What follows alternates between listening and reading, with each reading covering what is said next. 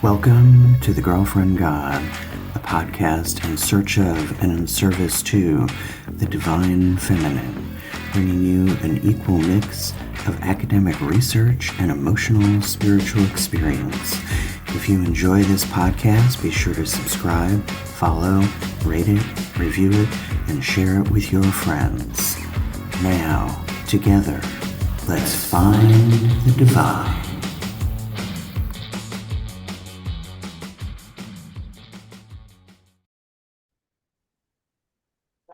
Okay, welcome to another episode of The Girlfriend God. Today, I'm really happy to welcome Molly. And I forgot to ask, is it Remer or Remer? It's Remer. It's Remer, okay. Molly Remer. Sorry, I always just call you Molly. She is a priestess, a mystic, and a poet in central Missouri. Molly and her husband, Mark, co-create story goddesses. We're going to talk more about that. Jewelry and ceremony and altar items at Brigid's Grove. Molly is the author of 10 books, including Walking with Persephone, Whole and Holy, Woman Runes, The Goddess Devotional, and 365 Days of Goddess. She is the creator of the devotional experience 30 Days of Goddess, and she loves savoring small magic and everyday enchantment. Links to all of your books, your website, and the Brigid's Grove Etsy shop are in the show notes. So, Molly, welcome to the show. Thank you very much. Thanks for having me. So, right off the bat, let's talk about these story goddesses, which I love and have a few. I'd love to have them all. And sometimes when I see all your pictures, I just imagine them as if they're falling from the sky because you seem to create so many and so many new ones. So first, I just want to ask you about that. Like, how did story goddesses come to be? And for anybody who's listening, if you're unfamiliar, you've got to go check them out because you got to have at least one. Well, and I really feel like that's one of their top qualities is they're really meant to be like a portable devotional. They're meant to be like a portable devotional item, something you can hold on in your hand. And somebody asked me once, like, why do you make goddesses? And I'm like, it's partially about making the divine tangible. Like, I want to give things for people to literally hold on to. Like, that's really part of why I do it. And I've written before, I talk about life in the palm of her hand. And then I'm thinking I got my little goddesses and it's like, are we living life in the palm of the hand, or palm of our hands, or is she in the palm of our hands? And the answer is both. Like the answer is both. Right. And so I started making goddesses. I started making goddesses a long time ago. Originally, it was a birth art connection because I was pregnant with my oldest child. And I was like exploring pregnancy through art and like making connections. I read the book Birthing from Within by Pam England, who's big into birth art as a way of processing like childbirth experiences and preparing yourself through artistic processes. And so I started making goddesses way back then, and I made them they were needle felted at the time. And I continued to make goddesses in various iterations throughout my other pregnancies. And it was in my pregnancy with my daughter, who followed multiple pregnancy losses, that I started to make a little series of clay sculptures, really as an effort to, for me, it was about reclaiming my trust in myself and reclaiming my own power, it was an act of reclamation to keep making these little figures. And it was an act of hope, and it was an act of trust, because I had these pregnancy loss experiences. I was really afraid of her dying too. I'd had a baby die, and then I had a miscarriage after that. And I was really afraid that I was going to lose her too. And I started to make these figures as a way to like re-inhabit my own power and my own strength and my own capacity and my own trust, and to like heal myself. And then after she was born and she was alive, yay, I kept making. So then I kept making them. I'd make a little nursing mother, and then I'd make a little mother that had a little toddler, and then I'd make a mother with the other babies. And then I started to make them as, complete unto herself. I was kind of like, who am I outside of this mothering identity and this pregnancy, piece of the pie? And so I started to make other little sculptures that were sort of a celebration of like self-sovereignty and reclaiming wholeness as a complete person in and of myself. And I would make those little figures. And then I started to sell them, and then I started to get requests, and I got lots of requests for customization. Can you make one? I laugh about it now, but somebody's like, can you make one just like this? Only it's a mermaid and has 3 babies. And I'm like, well, that's nothing like what I make. Right, right. Like what I make. And so I'm sitting there thinking, like, what I had all these ways, like, how could I customize them? What could I do? And how could I communicate what people want to communicate? Because they meant so much to people as a representative of their story. And I thought, what if I made something that was a tell your story goddess? That's what they originally called, tell your story goddess, that could communicate many things to many people with one figure design instead of endlessly making mermaids with 3 babies. And then I had a man once at the this is hilarious, I'm sorry, this is a side story. I used to teach in the military base, and I went through the checkpoint. You had to go through these checkpoints, and they look in your car with like metal detectors and things, and they look in your trunk. And so I went through, and I'm teaching my class, but I have my goddess necklaces on. I'm driving through the gate. The man at the gate, who's got guns and stuff, stops me, and he says, "Wow, I really love your necklace. Like, what do you call that?" And I'm like, "It's a goddess." And he's like, "Oh, could you make me one like that? Only it's a werewolf holding a moon." Well, that's nothing like what I make. So I just laugh about it. It's the size that appeals to people, right? Yeah, it could be a werewolf holding a moon. So I'm literally like sitting in bed with my napping baby at the time. So I actually have 4 kids. And so the youngest one's a baby. He's napping in bed. A friend of mine had said, what if you made some kind of little chain that went around their head so it could have a customized charm, but the whole goddess herself doesn't need to change every time? And so she talked about the change. So I'm sitting in the bed with the baby. I had this sudden vision of the actual, like the story goddess shape, that the shape that she is.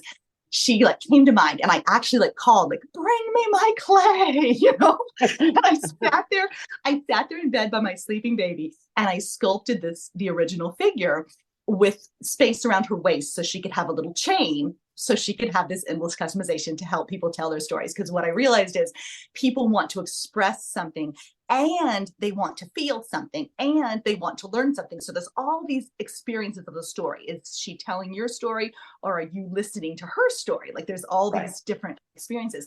And as I was sculpting that figure, I actually saw like this chain, this 35,000 year chain of people who have sculpted goddesses for 35,000 years. And I could see them, I saw the Nile goddess, she's like going by. I saw the goddess of Willendorf. I saw that Inanna with the cupped breasts. Like they were all like dancing in my mind while I was sculpting as the baby. I'm like, don't wake up, baby. I'm working on my idea. And I sculpted the original figure, and that he's 9 now. That baby who was sleeping while I sat there in the bed with my clay is 9. And so really that's where they came from, was from that desire to help people make tangible contact with the divine, but also to share something about themselves in that way. And so each goddess, the named goddesses have a story that goes with them. So the story connects. So each one has a poem that starts with listen, and then it tells her story. But we do customizations for people so that the goddess, either she can tell you a story, or you can tell your story through her. So that's where the story goddess came from. But yes, kind of that's a long story of the story goddess. And they're very popular. I like things. I like talismans, you know what I mean? I don't carry a purse, so I carry things in my pockets. Absolutely, yes. Mm-hmm. And I have an Ellen of the Ways etching on wood that actually somebody else on Etsy made specifically for me, because there was a larger one on a piece of wood that hangs on an altar in my bedroom. And I said, can you take just this part of the image and put it on something smaller? So I carry that in my pocket. I have these 2 little pewter angels that my wife gave me like 15 years ago when we first met. One says blessings and the other one says belief. And I put those in my pockets. And depending upon what I'm trying to put out there in the world that day, I'll choose a particular crystal to put in my pocket that morning. Or so, tangible. Yeah, really. Tangible, pocket. Tangible divinity. Absolutely. And pockets can be like their own altar spaces. They really can be. Yeah. Yeah, I've got altars all over my house. So of course I have one in my pocket. Absolutely.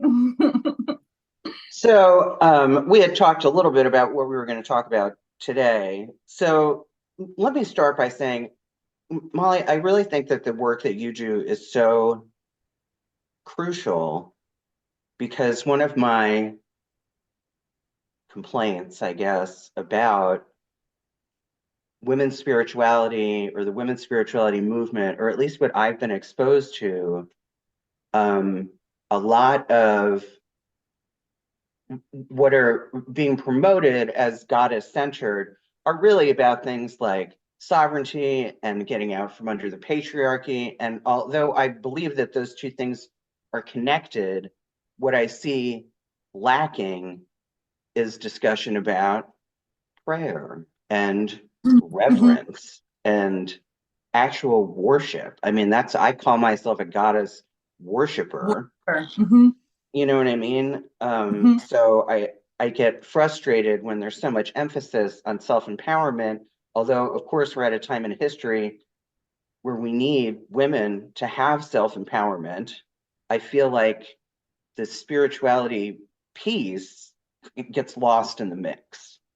You know what I Yeah, mean? and And then yes. we're just following the same, then we're just stuck on the same hamster wheel of I've got to do it myself, pull myself up by my bootstraps and blah, blah, blah. And I think you're missing out on this valuable resource. And the reason I talk about my own spirituality so much is because there's so much respite and relief and comfort Absolutely. there. So how do we, I mean, one, what are your thoughts on that? And two, what can we do to kind of bridge that a little bit? Mhm. Well, I do think it's important. So I was not raised in a religious household, so I don't have I guess, the scars of the past to unpick or unknot. And Right, so in some ways, I find that there's a little liberation there in that I don't necessarily have the baggage with words like prayer or devotion or devotional practice. In fact, I find those words very inspiring and intriguing and enlivening and rich. And right, so I do think that we have to acknowledge that people have a lot of scars and they have a lot of baggage. And so it can be really hard to sometimes reclaim those kinds of words because right, people think they can only mean one kind of religion. They right, think they can only mean one kind of religion. So I don't have any problem at all saying the word prayer or writing prayers or writing blessings. And, I do recognize that it makes some people shy away from that language makes some people shy away. So they're still seeking the feeling, but the language is frightening is maybe the wrong word, but the language is off-putting. I yeah, think prayer is like this. It's so, and to me, I don't have the baggage layered on that says a prayer has to be petitionary. You have to be asking for something or right, begging for something that you're not any good and you have to be appealing to something. To me, a prayer is, prayers carry people across continents. They guide sick people home. They right, honor transitions and beginnings and openings and closings. And prayer is like the language of the spirit. Prayer is the language of the soul. And right, prayer, in many ways, is how we reach out to the sacred and feel the sacred reaching back to us through right, through prayer.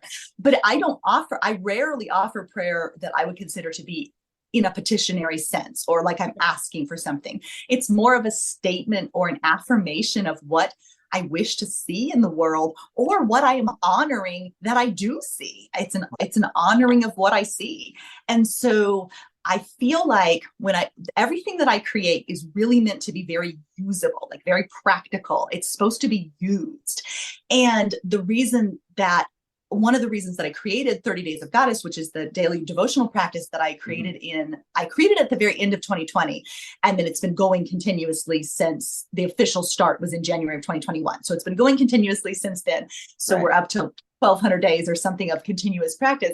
And one of the reasons that I created that is because I had so many people who were interested in the goddess, or they're interested in the sacred feminine, they're interested in the divine feminine, they're interested in alternative, let's say alternative spirituality of some sure, kind. But the question was like, I have this interest, I have this feeling, I have this, desire to connect, but what do I actually do? Like, what do I right, actually do? And so for me, creating this devotional practice was one answer to this is something that you can do. Because I do think people are kind of starved for that connection right, to experiencing. And so when you have a little card that you can read, or a prayer that you can offer, or a poem that you can share, or a body, I'm really into body-based practices. So a body-based practice that you can do, or a simple ritual. When you know what you can do, then your life becomes richer and deeper with that support. And I tell people all the time, like, a daily practice is here to support and nourish and sustain you. It's not here to tell you what to do. It's Right. not here to make you feel bad that you're not doing it right. It's here to Right. support you and nourish and sustain you. And you really will receive like so much. It really can transform your life to embark on a devotional practice. And the devotional practice can be just to kind of a grand sense of the sacred, the great grand weather incarnation that holds us all, the universe, the kind of your general sense of the infinite. Or it can be a very devoted practice to a specific goddess, or it can just be the great goddess, the overall great goddess, or it can be in dedication. So there's a lot of room within devotional practice to have it be the language that speaks to your soul. But I just love to provide people with things that they can actually use and actually apply instead of just reading about it. Because I think we read things and we have this hunger to have an experience, like you hunger to have the experience. And I really think you can have the experience every day in some way. Like for me, in daily practice, devotional practice, that means you have a small taste of magic at least every day. It doesn't have to be saved for only high holy days or group ritual, but you can have a taste of magic that helps to sustain and refuel you every single day. Right. So what I ran into, I had this kind of failed experiment that maybe I'll return to it and maybe it'll become a thing and maybe it won't. But with the Church of the Goddess and having the Church of the Goddess website, and that is a lot of that pushback that I ran into is that language, right? Because people hear things like church, service, sermon, devotion, reverence. To them, it makes them feel like, well, you're just reinventing the wheel of these patriarchal religions. And I'm like, no, it's not. It's not subservient unless you want to choose to serve. If you want to pray to the goddess and say, what would you have me do? Right. That's voluntary subservience, right? Which I do. But it wasn't, you know what I mean? I feel like I had a hard time making people understand. No, this isn't that. This is a reclaiming. And for me, of those. Right. Yeah. For me, it's a powerful act. It's a powerful act of like resistance and revolution and like radical like reformation, so to speak, to say, actually, this language does belong to me too. Like this does belong to me too. And my body can be my own sacred space. My landscape can be my sacred text. My life can be this holy text from which I'm learning. So I find great power in saying, this language is mine too. This language is mine too. And what I feel with it is very different than what maybe other people describe. I thought I had a poem about that, like with like these acorns are my rosary kind of thing, because I think all those language, rosary and devotion and prayer and dedication and ritual and rite and sacred and holy, all those words, it's like, oh, there's so much there and it belongs to us too. It doesn't belong to one tradition only. So I thought maybe I could find that poem real quick, but apparently I can't. So that's okay. Well, if you come across it, we can come back to that. Yes, that's right. Yes. And that's, like I said, that's kind of what I was trying to do, was that was a reclamation process for myself, because the women have been gathering in the name of the goddess for hundreds of thousands of years. That's one of the things I say. We're still here. I just wanted to do it in a dedicated space. You know what I mean? And and I would explain things to people like the actual dictionary definition of religion or church or whatever. And if you look at, because I'm a big word person and I'm still teachable, so I do look things up in the dictionary to say, what does that word really mean? And I feel like that takes some of the scare factor of some of those words out of it. If you look and see what, like, don't take somebody's opinion for what the word means. Look it up in the dictionary, see what it really means. and I wasn't suggesting some sort of conformity either. I mean, when I wrote about Church of the Goddess, it was all inclusive. It was all goddess paths. There are a Mhm. million goddess paths all over the world, right? This was just a way to bring a commonality, which I guess we have. But if you listen to the show, I often complain about being lonely in the Midwest, and because you can't, goddess worshippers hard to come by in Central Illinois. But I have you guys, right? I have my online world, which Mhm. thank the goddess, right? Mhm. Um, so something else that I run into that I wanted to ask you about, because you are all about daily practice, as am I. There are a lot of excuses of why people won't or can't do that. And I admit that it has taken me all these years of practice that I can honestly say I have done daily prayer and meditation every day only for the last 2 years. Prior Mhm. to that, it was in fits and starts. And so, what do you tell people who come to you and say, I really want a daily devotional practice, but I just can't?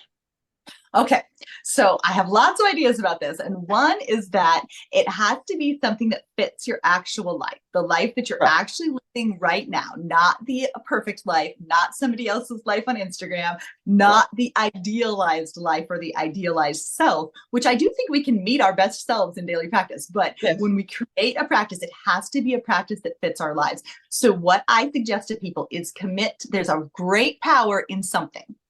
And so, if we commit to a sacred something that actually fits our life, whether that is a morning prayer that we promise to offer, whether that is a poetry practice, whether that is a daily reading, I have my daily reading book, whether it's a daily reading, commit to something that's small enough to actually fit your life.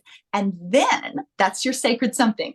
And then keep your promise to that sacred something. And when Right. you notice, and the greatest power is you, if you get to the end of the day and you think, I didn't do it, I didn't do my practice, that's your moment right there. The moment that you notice that you didn't do it, that's Right. your invitation into the sacred something. So for me, I started with simply I have prayers that I say in the morning, and I say them in the morning before I get up.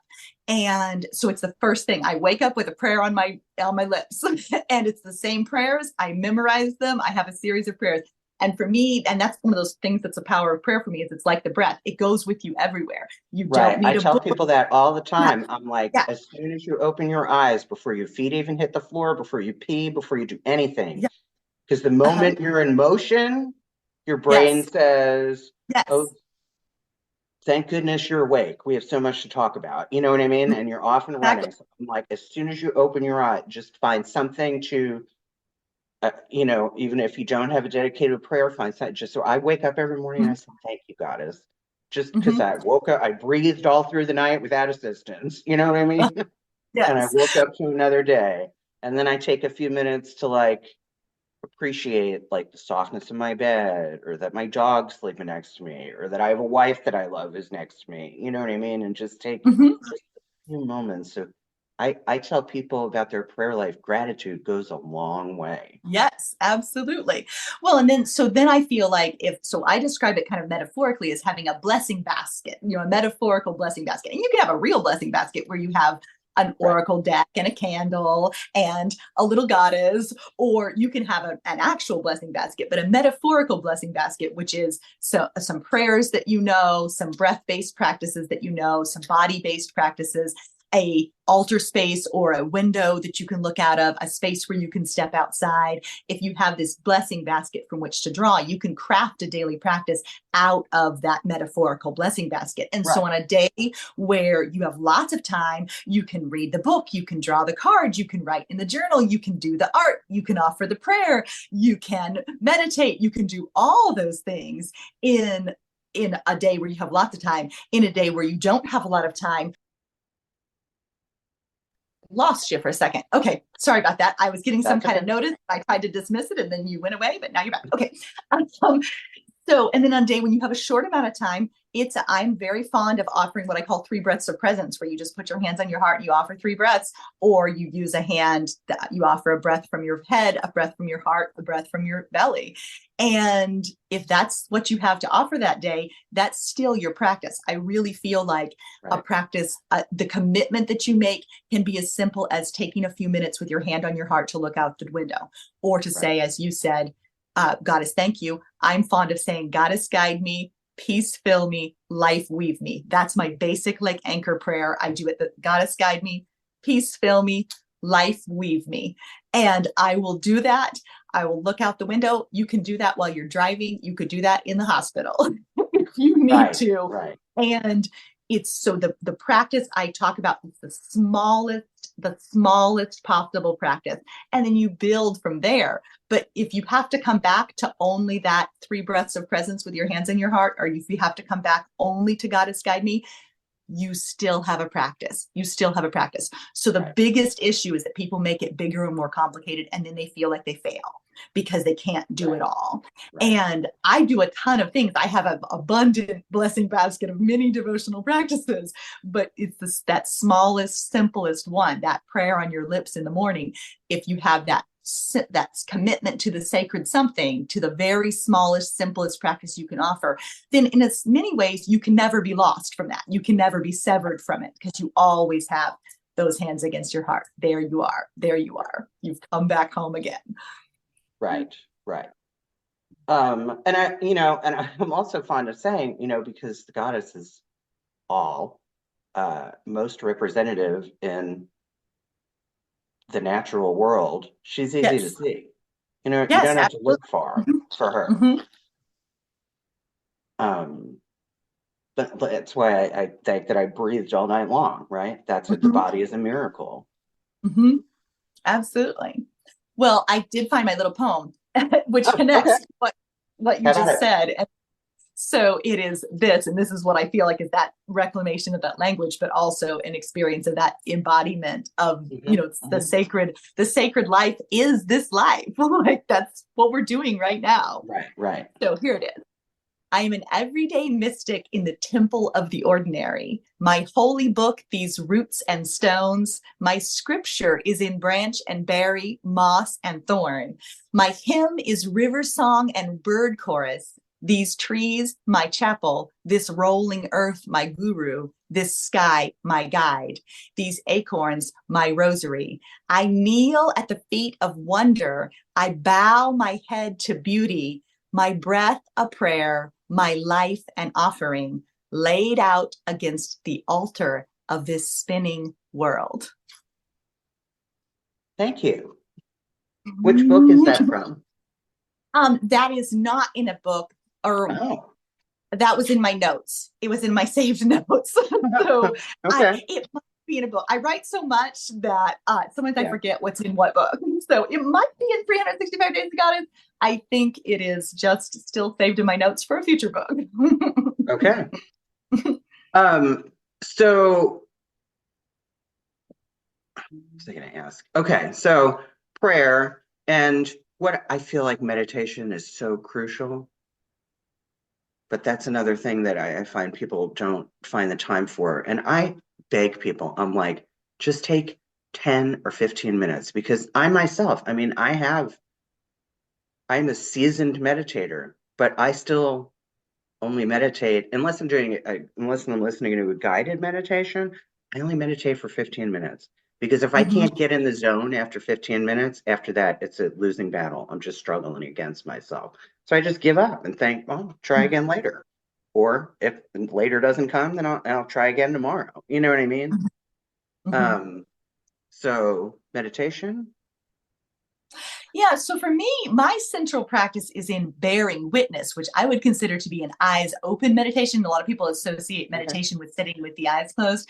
And so, and I have had those experience. I've had meditation practices that involve sitting with your eyes closed, but I find that my most powerful meditation is sitting with my eyes open for 10 to 15 minutes in the same place and seeing what unfolds, bearing witness to the miracle, bearing witness to what is and life as it unfolds. For me, that is my meditation and I keep a date. I keep that date holy every day is stepping outside and bearing witness to what is. And I sit and I look and I listen and I feel, and those are the most powerful acts of magic I know, are looking, listening, and feeling and bearing witness to what there is. So for me, that's my meditation, is stepping out and stepping in with the eyes open and senses extended instead of inwardly drawn. I feel like we have the same, I feel like we can have a similar sense from softening the senses so they extend, not as opposed to, but in addition to the withdrawing of the senses inward. I feel like the same type of mental state happens whether you're extending them outward or you're withdrawing them inward, because basically it's about being present. Like that's what meditation is about, being present with what is. So I find that an eyes open meditation outside is a central spiritual practice for me, but it's about extending into what's there, into what I can experience in the present. Right.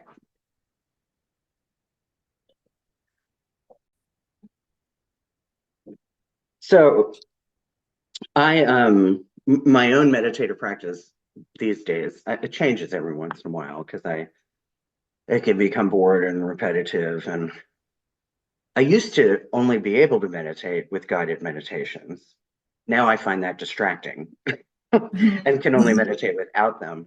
But I do usually close my eyes. But I use a consistent auditory noise like the HVAC system or a fan, or because it's something I don't have any judgment about, right? Like I don't listen to my furnace and think, I've heard better. You know what I mean? So I find that auditory tuning in is good, just as is what you described, and also having your eyes open, but having a focal point like a candle flame. I used to do that a lot. They used to call it candle or flame walking or fire walking. Fire walking, that was it. So, boy, there was something else I was getting. Oh, I know what I was going to ask you. So, of your 10 books, which was the first book, and how long ago did you write that one? Okay, so my first book was Woman Runes, which I wrote in 2014. And that's based on the work of Shekinah Mountain Water, and is an oracle system, an oracle guide. So the first book I wrote was Woman Runes, and it's still my most popular book. Like it's still the one that sells copies every year, and the one that almost has a life of its own. It was very much it really does. It almost has a life of its own. Like it's extended. It's sold in, people in all kinds of different countries have it. And I think because it's practical and you can use it and you can engage with it every day, I have not stopped. I found Woman Runes in 2012, I believe, in an old magazine from 1988. And there was these symbols in this magazine, in this old article by Shekinah Mountain Water, who passed away before I even encountered them. And they really captivated my attention. And I actually have not stopped using them every day since 2012, basically. So I wrote the book in 2014. I revised it. There's a second edition. So it was revised and republished in a couple of years after that. And it just really does. It really has this kind of life of its own. I still use them every single day. Like it's still something that I use every single day. So that was the first book. And so what was your first book of poetry? My first book of poetry was Earth Prayer, which I wrote based on my Woods Priestess practice, which I've shared about in a couple of different contexts. But this kind of actually connects to what we were just talking about with the stepping outside, opening your eyes and seeing what unfolds, which is in 2012, so the same year that I found Woman Runes, I started what I called a Woods Priestess practice, which was I decided I was going to go down to the same rock in the same little chunk of woods, and I was going to go down there every day for a year and see what I learned. And so I went to the same rock, I saw what I learned, And my theory was that I would be able to experience some kind of moment of magic, insight, inspiration. Something would happen, even if I would be in the same place. And so, and I described it as like, it's possible to make friends with a rock. It's possible to make friends with trees. It's possible to make friends with your landscape that you live on. It's possible to know them and love them as much as you know and love anything that you know and love. And so went down there, and I was working on my doctorate at the time. And I decided I was going to I called it a pit stop in master's degree in divinity. So I already have a master's degree, a regular traditional master's degree from a regular school. And I started the seminary program, and I was working on the doctorate of ministry. And I thought, I'm just going to go ahead and do like a pit stop master's of divinity instead, because it was like 2 other classes, and I could just go ahead and do the master's of divinity and then continue with the doctorate. And so I wrote my thesis for the master's of divinity based on this woods priestess practice and the going down to the woods and seeing what I could experience. And that thesis essentially became Earth Prayer, my first book of poetry. Like, I took the poems out of that practice experience and published them into a book. That was published in 2015 after the thesis project was complete. So that was the first book of poems. And then, and pretty much most of what I write now is books of poems or prayers. So I actually have my 12th book. So I sent you the bio, but hadn't been quite updated. So I've actually written I have another book of poetry that I wrote after that bio. And then I have a new devotional that's coming out in March. So that'll be my 12th book. 12th book is coming out in March. And so the only other one that's... I was just going to say, so what are the ones that are coming out? What's the one that's coming out in March? The one that's coming out in March is called Replenish, and it is spots of time for reconnecting with the sacred and yourself. And it is a little devotional prayer book that's a 90-day devotional, essentially. So it's 3 months worth of readings for every day. So it itself forms its own daily practice. You get the little book, you sit down, you have your little mini ritual, you open it up to that day, you have something to read, something to reflect on, something to think about, or something to offer.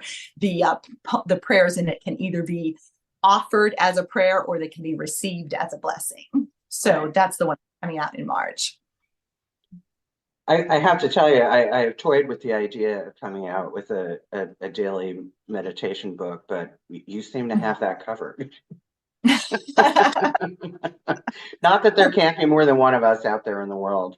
That's right. Because a non-goddess daily reflection, daily meditation book that I use has a quote from some piece of literature, followed by meditation for the day, what you're to think about, followed by a prayer for the day. And I like that format. So I thought about doing that. But I have to say that I'm glad that you do what you do, because no one else is. I have one book. I have my the little book of goddess prayers, which was the only book before your books I had ever found that was specifically goddess, feminine, divine, or some derivative of that. They are hard to come by.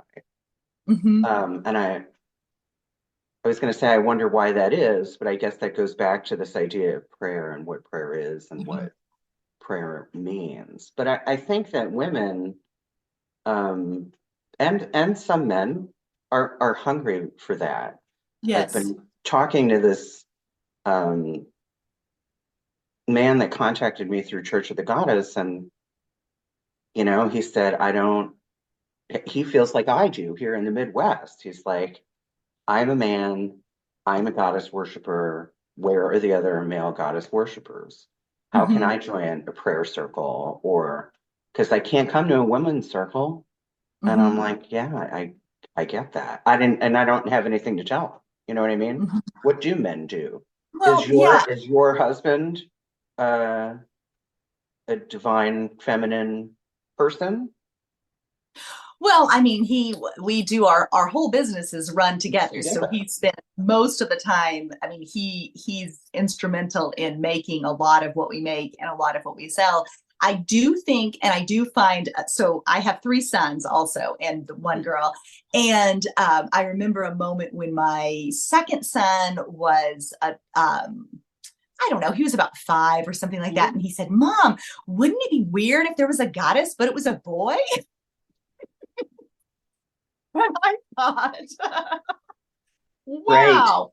So I have two thoughts there. One is a little bit, I patted myself on the back a little bit for raising boys in a house that did not, that basically only had feminine images of divinity and didn't even consider the fact that there might be a god, because they were so surrounded by goddess imagery that he just thought it was a really shocking possibility that there could be like a boy god, that wouldn't it be weird if there was a boy god out there, and which is the opposite experience that most people have. It's rare to encounter a goddess and to say, whoa, there can be this female experience of God, of the goddess. But for then the second part of it, I felt sad. I was like, oh, he feels excluded. He doesn't, just like girls for years have not seen themselves reflected in masculine divinity. He is expressing that he's not seeing himself reflected in my offering or experience or representation of spirituality. And so I had both experiences. So my husband and my boys all join me. But I consider myself, a hearth priestess in the way, in that we do our Wheel of the Year celebrations, and the boys and my husband and everybody sings the songs, and we all hold hands and we say, may Goddess bless and keep us, may wisdom dwell within us, may we create peace. That's one of our core, we end every family ritual holding hands by saying, may Goddess bless and keep us, may wisdom dwell within us, may we create peace. And so they all still do that. The oldest one's 20 now. That the second one I was just talking about is almost 18. And my husband too. They will all join in and offer those prayers. And they will anoint each other's heads with oil. And they will offer, we used to do foot bath ceremonies, and they'd line right up to put their feet in the special foot bath ceremony that we did. And they will sing all the songs and that kind of stuff. But I'm the one who initiates that. Like if I didn't say, hey, it's the spring equinox, let's get together and have our ritual, right, my husband wouldn't do it without me. He wouldn't do it without me. I'm the initiator of that. But they all join in, and we stand in the field and we sing at the solstice, and we throw our sunbread up to the sky and shout out what we're grateful for. And so we have a shared spiritual practice as a family. And I read from my 365 Days of Goddess book to them in that context. So we have a shared spiritual practice, but my husband does sometimes express, and the same thing, woman runes can be used by anybody, but he's like, yeah, but they are called woman runes. And so he has expressed before that he wishes for that kind of sacred space that is, where he doesn't feel left out because he's a man, basically. And so I've had an in-person circle for years since, and so I do think it's fully possible to create in-person community in the Midwest. I've done it for a lot of years. It can be difficult, and I do find that I have to expand my language. For me, what worked is to have a red tent instead of a goddess circle, to have a red tent, and that was much more inviting to people from a lot of different backgrounds, felt like they were welcome. And then they'd be like, ooh, we want to get a little bit more witchy. Ooh, we need to get a little more goddessy. We'd like to sing more, so I steered away at the beginning from straight up, we all come from the goddess type of chants. We would sing sort of more non-goddess based chants, more kind of more pagan type of things. And then as we continued to work together, and they're like, oh, we want to get a little deeper, we want to dig in, we want to reclaim more of this power and this magic and this goddessness and our witchiness and all that kind of stuff. So now we sing all the goddess songs. Nobody has any problem with it. But it takes time to cultivate that trust, I think, in kind of being all out there with the goddess. And I remember one of the things I joke about is quite a few years ago, I was at Little Caesars, getting pizza, and I had my goddess necklace on, and the woman at the counter said, is that a goddess? And I said, yes. And she said, well, I've heard of the goddess before, but I've never seen anyone flaunt it like that. So occasionally I would use the hashtag flaunt the goddess, because I really do think there is an inborn, a witch wound, where people, especially Midwestern people like us, there's a little bit of a sense in the back of your mind that somebody might show up with the burning torch. Really. Right. Like there really is that. And I think women in general carry a little bit of that internalized fear. Yes. But I think geographically speaking, those of us in the Midwest really do feel strongly that it's a risky act. It's risk. Yes. There's risk involved with saying goddess, with using that language, with claiming that magic and that spiritual authority, even to even dare to speak. To dare to even speak that way is like a radical and risky act. And I think we carry that sensation of they could show up with the torches, like they really could. and and so there's a little bit of fear associated there that can shadow people's experiences or what they're able to offer. So I got a little bit off track there. You were asking about my husband and the spiritual connection and things like that. And so, yes, my husband and sons join in spiritual practice with me, but it definitely takes me to be like the leader or the initiator of that. And I've done multi-age, multi-gender rituals for a number of years too. And I had a coming of age ceremony for my son when he turned 8, when he turned 18, because I was thinking about how we have these rites of passage for our daughters, like I'm steeped in that. Oh, you have a rite of passage for your girl. And then I'm like, oh, but I've got these boys and they need a rite of passage ceremony too. So we had a rite of passage ceremony for him. And the same thing, like I see this is from a goddess perspective. And we didn't talk about that earlier, but I think there's a difference between a goddess worshiping path and a pagan path. I think there's a difference there. They're siblings, but there's like a distinct trajectory.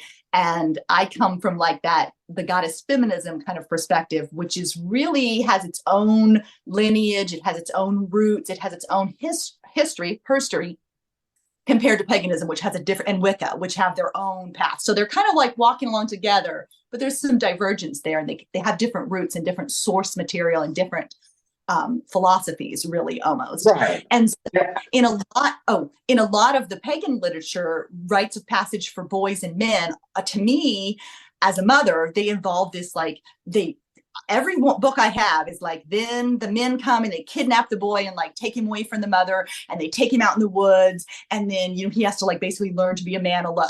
And I had one book, it was like the rite of passage for boys, and it's like everybody's supposed to bring this rock that symbolizes their wisdom, and they come to the circle, and then they basically like take the boy away alone, and everybody throws their rocks away and says, you have to find your own wisdom. And I read that outline as a mother of sons, and I thought, isn't that still patriarchy in action, where boys have to be separated from their mothers? So just putting a label on it and calling it pagan doesn't make it actually whole and healthy. And so if we call a pagan ceremony for a boy, still involves separating him from community, saying he has to stand alone, he has to be independent, he has to make his own wisdom, he has to find his own way and has nobody to rely upon. That's patriarchy in disguise. That's upholding that same notion that men are supposed to be on their own with nobody, and that having support is weak. And I thought about that, and I had a mother of a son who wanted a ceremony for her son, and I thought about my own sons, and I thought, I know how to do this work with women and with girls, and boys and men deserve exactly the same thing. They want, what they need to know is not that we're going to throw away our wisdom and say you have to find it for yourself. We're here. We're your community. We're here. And you will walk alone sometimes, but you have us, the people who will stand shoulder to shoulder with you, the people who will build houses with you, the people who will cook with you, the people who will show up for your birthday party.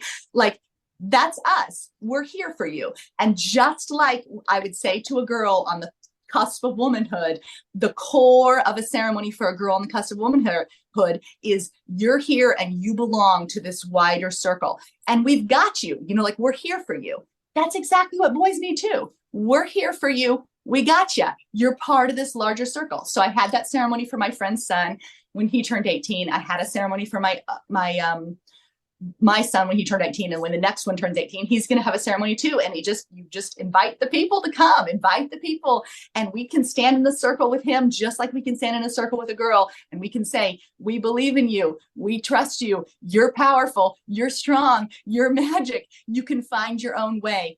And we got you. We're here, and we can sing together and celebrate and honor. And it doesn't need to be gender divided to still communicate that same core message, which is you belong to something. You belong to something, and you're loved. Right. You're loved, and you don't actually have to walk alone. Like if you need to, you got what you need, but you don't have to walk alone because we're here. We're here. And so that's the example when I had that ceremony for my friend's son, and it's multi. Everybody came, his cousins, his uncle, his dad, his friends, my kids were there, and we all stood in the circle together with the boys and the men and the women and sisters and everybody. And I told the story about like, we're not going to take our wisdom and throw it away and say you have to search for it in the dark wood. You don't have to search alone in the dark wood. Like we can share what we have to share with you, and you can take what works for you and let it support you. Like we're here for you. So it was like a powerful moment of realizing that we all well, and it's it's a return to the way things were, right?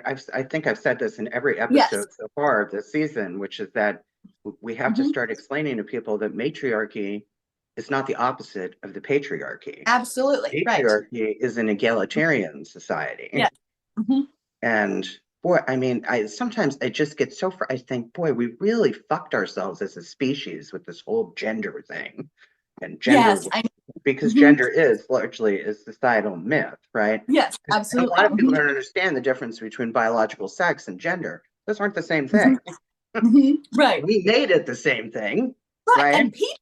And people in general all deserve ceremony, celebration, community, song, connection, sacred experiencing. All people. It doesn't know like gender, sex, nothing needs to interfere with people. All deserve access to that kind of support and encouragement and nurturing. Like everybody deserves ritual. Everybody deserves ceremony. Everybody deserves prayer. Everybody deserves sacred experiencing. Right. And I agree, but here we are under the lash of patriarchy for the last 6,000 years. So it's no wonder we can't make no wonder we can't undo it. No wonder we can't all undo it with one ceremony. Right.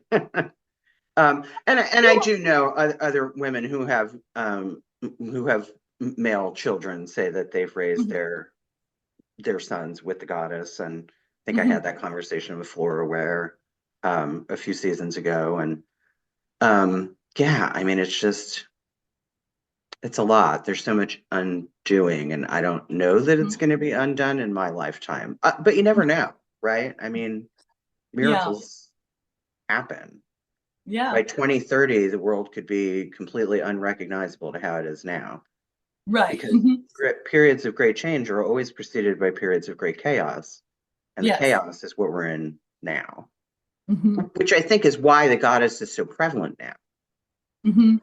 She's here to say that, look, there's a better way, really. Yeah. And I think that, I've often said, I don't know if you've ever heard me speak about my diamond head god theory, which is that there's like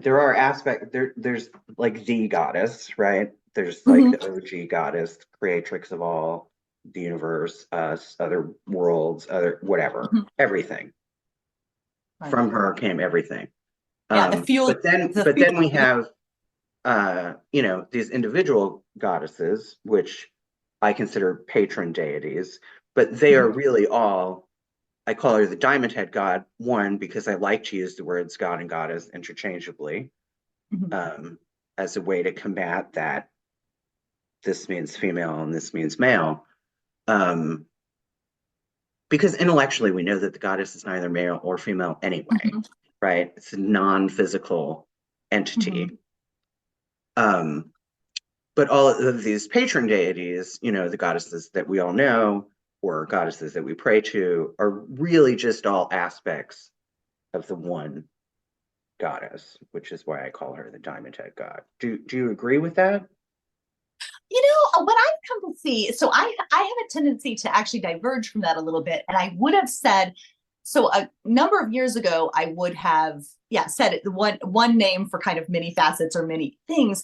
But something that I've come to see, I feel like in my own practice and my own understanding of things, is that I do think that we had this, the birth of the universe, so to speak, the original flaring forth, that single, that original creative impulse that gave birth to everything else.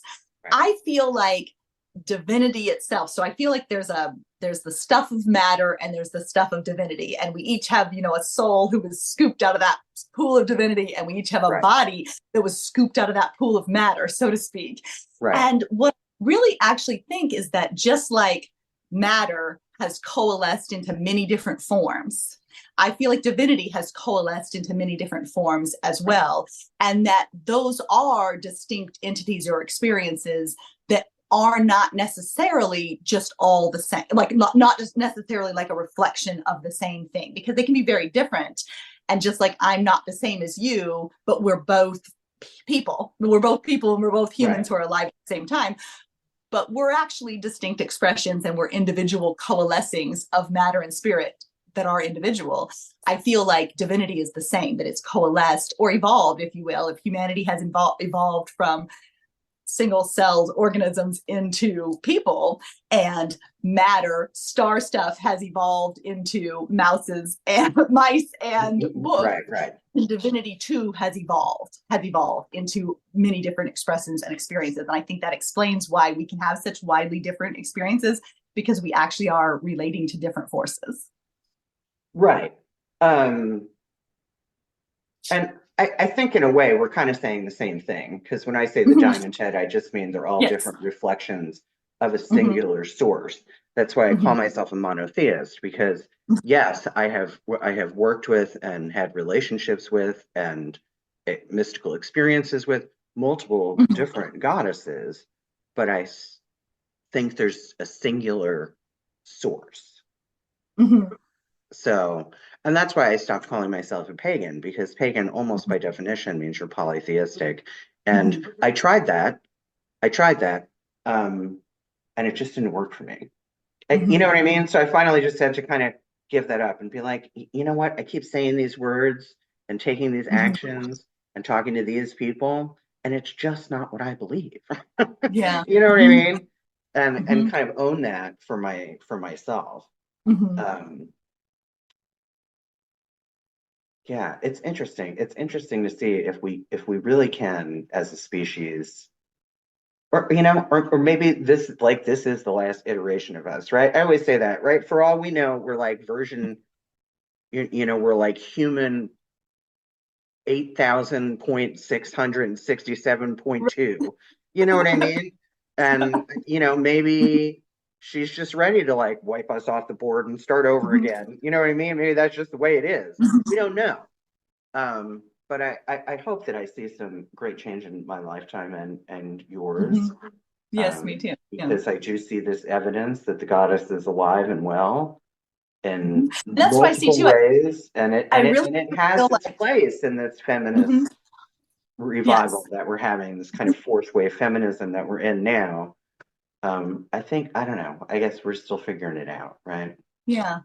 And I do feel like I still see hope and wholeness and goodness in the world. And so I really do feel like there is that almost, I don't know, like that. I don't know. I do think that the goddess is alive and magic is afoot. And I have another poem that I wrote that's about like, kind of getting mired down and thinking like everything's pointless and, there's no meaning and everything's kind of going downhill and going to be destroyed. And I thought, when I open my eyes and look around, that's not what I see. Like I see hope and healing. I see goodness. I see magic. I see beauty. I see wonder. Like, don't tell me to shut my eyes. Like, don't tell me to shut my eyes, because I see it. I see it right here in front of me. Like, and so you said that earlier. Yeah. And you said that earlier about the goddess. Like, we don't have to like believe in her because she's right there.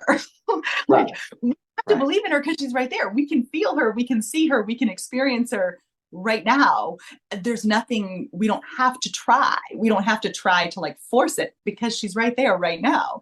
And so, and I feel kind of the same way about getting sort of stuck in a spiral of like yeah, everything's a disaster. I'm like, well, when I open my eyes, that's not what I see. Like when I actually Right. I look, mean, well, when I look around me, that's not what I see. well, So and we see what we look for, right? yes. You're a Mhm. positive, hopeful person. Yes. I don't know that I would describe myself that way, but I am. I mean, I am an optimist. You know what I mean? Yes. Most of the time, Uh-huh. I do think, and just like you, I see what I look for. If I Mhm. want to doom scroll and watch Oh, CNN, and mhm. then of course that's going to be my worldview, right? I Mhm. mean, we get Yeah. like, Yeah. Sometimes I read things I'm from a people. law of attraction person, and we get what we think about whether we want it or not. Well, I see people online sometimes who, and I'm just like, it really is not how I see things at all. I mean, like it's really like we inhabit like literal different realities. Like we actually inhabit Right, different realities right, in different right, worlds.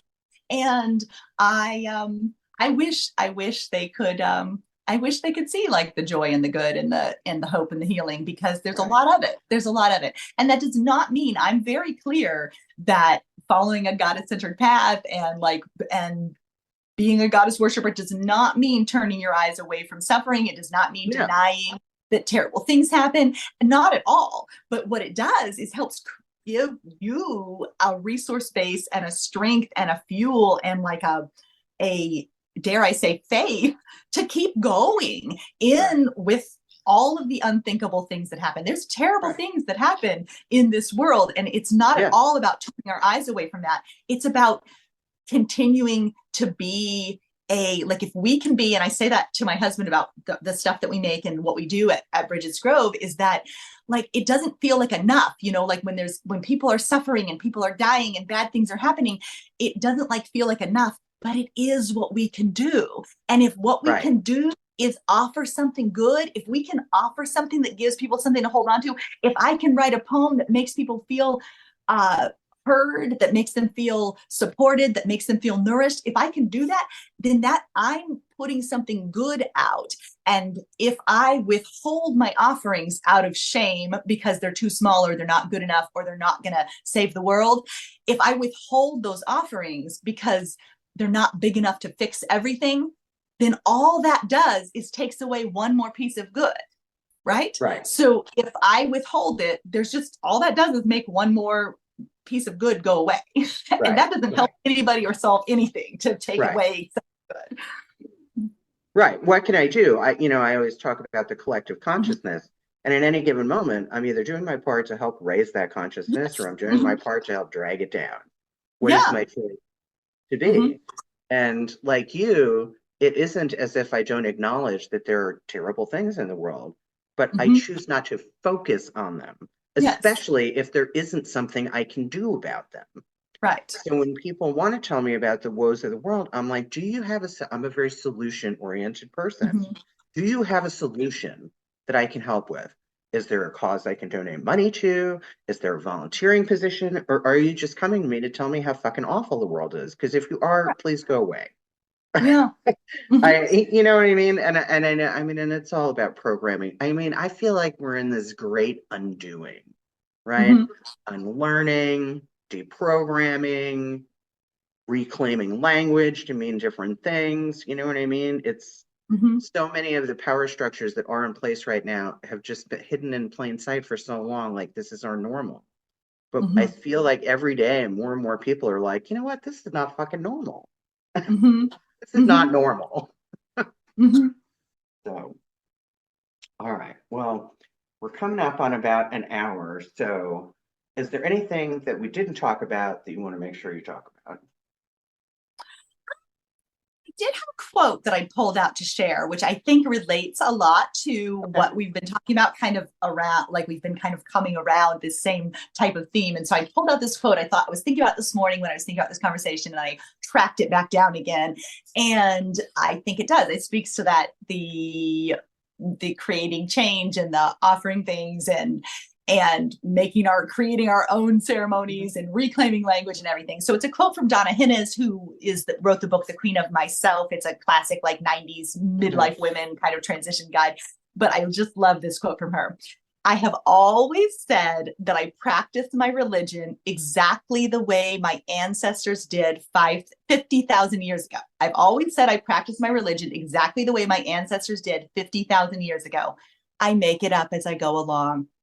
Mm-hmm. If our spiritual beliefs no longer speak to us, clearly we must change them. And so I draw upon that a lot. Like I think sometimes, and that gets to people too, especially with daily practices. They're like, well, where's like the evidence for this? They want to know, like, where's the ancient book that told us that we were supposed to do this? Or and pagan people can get very caught up in the like, this is the way, this is the way that everybody did it. And we really have very little evidence for a lot of the way that anybody did it. And so I just love that coming back to when we create a ceremony, when we write a poem, when we embark on a practice, we're practicing our religion the same way our ancestors did for 50,000 years. We're making it up as we go along. And sometimes we're tapping in. I think we can tap into ancestral memory. I think we can tap into the landscape. I think we can tap into the collective unconscious, the collective conscious. I think we can tap into like those forces that, that fuel of the infinite that spun the whole world out of nothingness. I think we can tap into that. I don't think we're totally making it up as we go along, but I love the acknowledgement that we can actively create this as we go. Like we don't have to have all kinds of evidence and mandates. We don't have to have mandates and dogma. We can create what's coming from us right now. We can create what's coming from us. It doesn't have to, we don't have to legitimize like my desire to have a healthier ceremony for my son doesn't have to be legitimized by whether or not anybody had a ceremony like that in the past or whether anybody even wrote about that in a book. I created that ceremony for my son because I wanted to create that ceremony for my son. And so it came from, it could be brand new. Starhawk, I think, said the truth of our experiences is valid whether it is 30,000 years old or 30 minutes old. It still is our experience and we can still learn from that. So I wanted to share that. I saved that quote to share with you today. Okay. So if you've listened to the show, you know that at the end of the show, I ask all the guests the same 3 questions. And if you haven't listened to the show, all the better, because then it's a surprise. So are you ready for your 3 questions? Sure, ready. Okay. First question. Tell me something about yourself that people would be surprised to learn.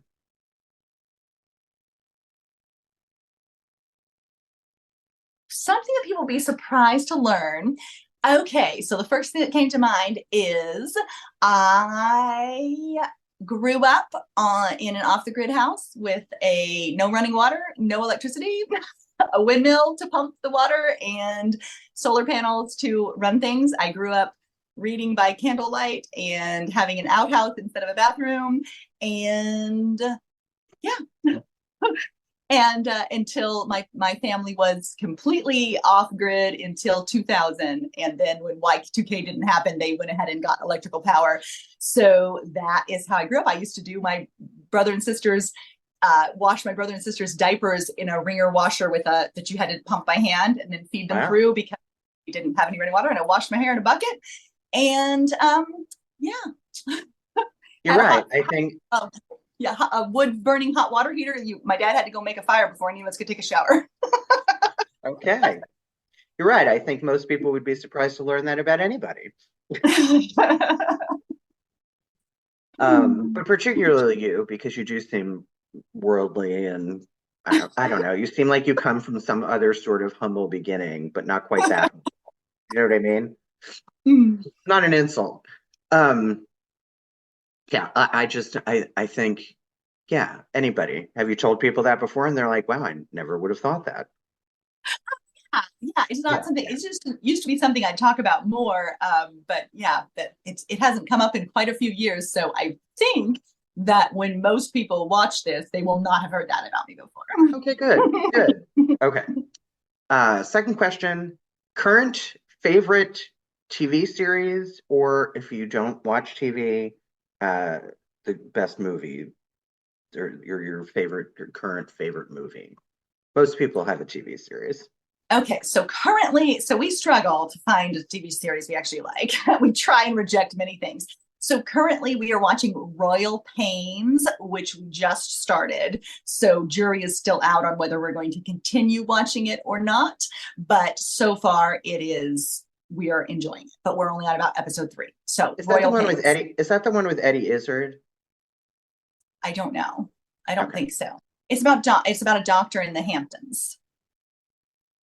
Okay. Yeah. I don't know what I'm thinking of.